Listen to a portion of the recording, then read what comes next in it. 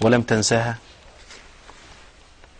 نعم، القصص كثيرة، لكنني أذكر دائما وأذكر إخواني من المسلمين والمسلمات في المحاضرات وخطب الجمعة بهذه القصة التي وقعت لأحد إخواننا الأفاضل في مصر، وهو أستاذ، وابتلاه الله تبارك وتعالى بمرض في قلبه، وقرر مع أسرته أن يسافر إلى لندن للعلاج. وهنالك أجرى الأطباء الفحوصات الأولية لهذا الأخ الفاضل، وقرروا له جراحة عاجلة لتوسيع شريان، وهو الشريان التاجي في قلبه. يقول لي: فصممت على أن أرجع إلى بلدتي المنصورة لأوصي بما أريد.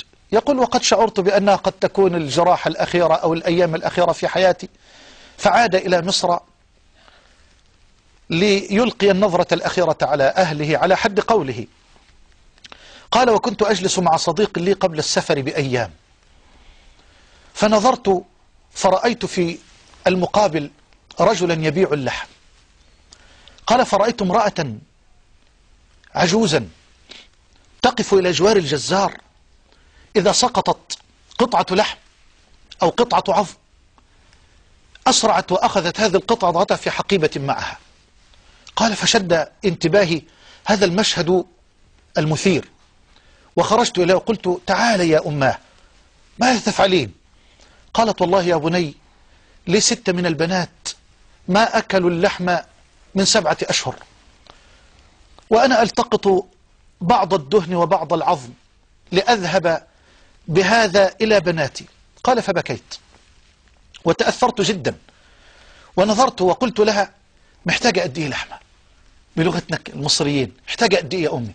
قالت: نصف كيلو. قال: فالتفت إلى الجزار وقلت: أعطيها 2 كيلو، أعطيها 2 كيلو.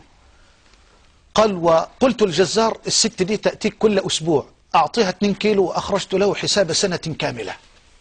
قال: فبكت المرأة. قال: فبكت المرأة ورفعت يدها إلى السماء وبركت على ركبتيها وتضرعت إلى الله قلب بدعوات كادت أن تخلع قلبي.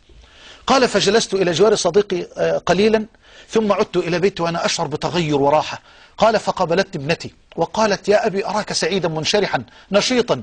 قال: فقصصت عليها. قال: فبكت ابنتي ورفعت رأسها إلى السماء وقالت: اللهم إني أسألك أن تسعدنا بشفاء والدنا كما أسعد المرأة وبناتها. قال: وقرر الأسرة قرروا السفر إلى لندن، وهنالك حدثت المفاجأة. صرخ الأطباء وقالوا: ألست فلانا؟ قلت: بلى. أليست هذه فحوصاتك؟ قلت: بلى. قالوا: نعيد الفحوصات، نعيد الفحوصات، نعيد الكشف، نعيد الكشف. ماذا صنعت في مصر؟ أنا لا أرى أثرا للألم ولا للمرض. ماذا فعلت؟ قال: تاجرت مع الله جل وعلا فشفاني الله تبارك وتعالى. أود أن أذكر أحبابي وأخواتي